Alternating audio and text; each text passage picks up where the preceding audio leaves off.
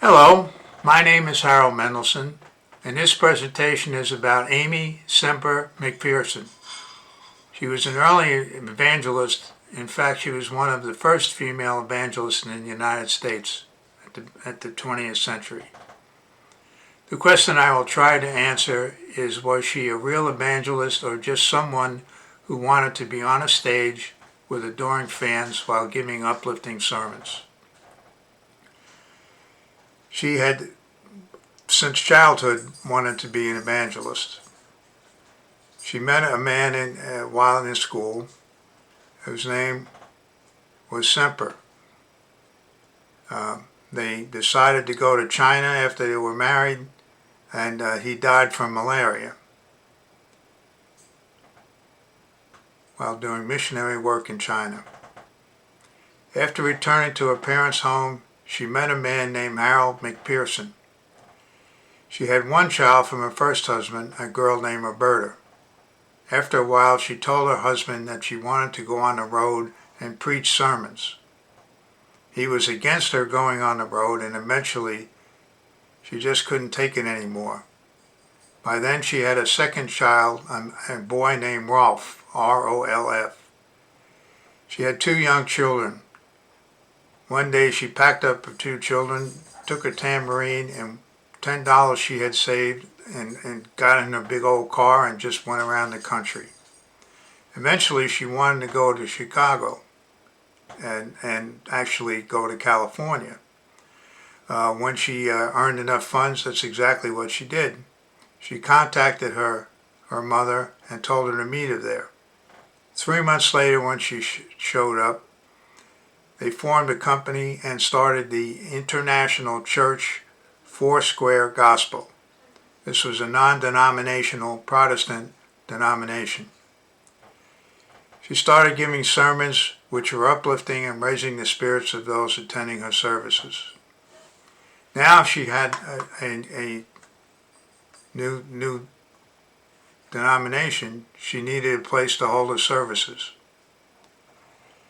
She created a temple and named it Los Angelus, A-N-G-L-U-S. It would hold over 5,000 people comfortably. She had this design and she found out how much money it was going to cost to build it. So again, as usual, she went on the road and raised sufficient funds from various churches where she gave sermons. And she had attended and went back home and started to build it. Once the church was completed, every Sunday there were 2 services. It got so popular, there were usually around, on any given Sunday, 10,000 people attending the services in her temple. I've seen videos of her sermons, and she was definitely engaging the population that attended, and some of those people were in a trance-like state. One of the people attending her services was Charlie Chaplin.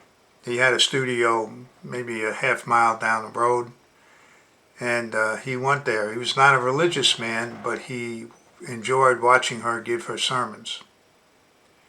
The two met formally after that, after one of the services, and they formed a friendship. She learned from him and from the people that she had met through him to clean up her act. She learned how to dress better. She learned how to wear makeup and start taking better care of her hair, having it styled. She started wearing flowing white gowns and sometimes would have them with red, white, and blue to show her patriotism. In 1928, she had her first setback. She had gone to Ocean Park Beach in Santa Monica with one of her workers, and the worker stepped away for a short period of time. When the worker returned, she had disappeared. It was initially thought that she had gone in the water and drowned, and her body was taken out to sea. When she showed up 5 weeks later, everybody was happy, and she explained that she had been kidnapped and taken to Mexico and locked in a cabin about 17 kilometers from the border. She had managed to escape through a window when they left her alone. The authorities were suspicious of this. They felt it was just a publicity stunt. So when rumors started that she had run off with a married man, they investigated and felt they had enough evidence to charge her. They not only charged her, they charged her mother and some of her workers. When the trial started, it turned out that most of the evidence fell apart. A lot of it was hearsay. The man who supposedly ran off stated that he was not with her but with another woman. Without any conclusive evidence of wrongdoing, the case was dismissed and the charges were dropped. Afterwards, her mother and her started to argue over her wearing fancy clothes, wearing makeup, getting her hair styled. Her mother was a former Salvation Army worker and was very conservative. In 1930, it got to the point where the mother had resigned from the church. She tried to run the church on her own, but the stress caused her to have a mental and physical breakdown.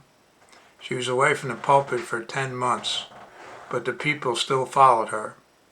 She had lost some followers because of the scandal over her being kidnapped, but had gained many more during the process. After she recovered, she brought in a fellow named Giles Knight, and he was able to straighten out the finances of the church and run it. When the Depression rolled in, she rolled up her sleeves and started feeding people. She had enough money in the church to build some houses and allowed those who were homeless to stay there. Even gave jobs to some of them within her church. Her last world tour was in 1935 and 36. During that tour, she had conducted services to more than 1 million people and gave over 600 sermons. When the war started in Europe, it caused her great angst because she was afraid. She was very patriotic American and was afraid when Germany had taken over Europe, it would close down a lot of her churches that she had started. And if eventually we went to war with the United States, Germany went to war with the United States, and the United States lost, she'd be out of a job. It turned out that was not what happened. The war ended with a victory for the Allies, and her fears ended. She was very sympathetic towards the Allies and provided as much assistance as she could. Before the war ended, she wanted to go into TV, which she saw as the next big media. She had already set up a radio station back in the 1920s, and she was very familiar with broadcasting and how she wanted to add television to her media platform. But unfortunately, she passed away before it was set up. She had been in a lot of pain and was ill and was trying to get some sleep one night and took an overdose of sleeping pills, which was ruled an accidental death. After her passing, the church thrived and survived, and still does to this day. The church she started in 1921 had grown to over 8.8 million people with many thousands of churches around the world. Was she a real evangelist? Yes. Was she someone that wanted to be noticed and adored and loved being in the limelight? Yes. She loved being on stage, yes. And her style was flashy. However, she helped untold number of people. They were those who were suffering, and in many cases she was able to make them feel cured. She gave hope to those who came to her services who were down and depressed, and uplifted them. Thank you, and have a good day.